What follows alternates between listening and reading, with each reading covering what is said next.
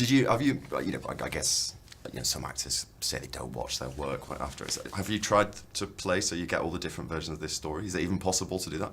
Well, I'm not even sure if it is entirely possible to uncover everything quickly. I think it takes multiple views and a lot of time and potentially some patience. But I think that's a really cool thing about it. No one experience is the same. It's set in a time before either of you were born.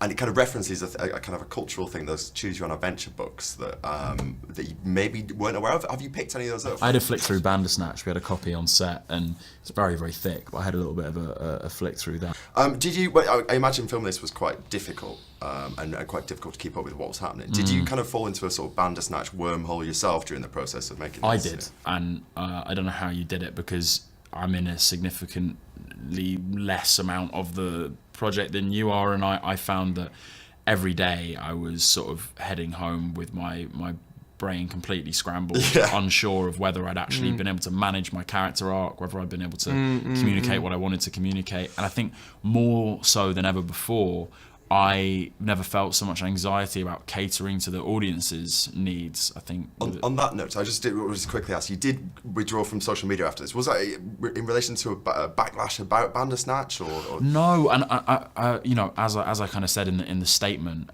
that I made on Twitter, when I did decide to just take a step away, at least temporarily, it was totally unrelated to what was an overwhelmingly positive reaction to Bandersnatch. It was in relation, as I mentioned in the statement, to some negative aspects of social media that sometimes people engage in. It wasn't particularly healthy for me to be on the other end of it, so I just decided to take a step back. Social media is in itself quite Black Mirror. And, can be. Thank you very much for your time. I really appreciate it, and congratulations on Bandersnatch. It's fantastic. Cheers.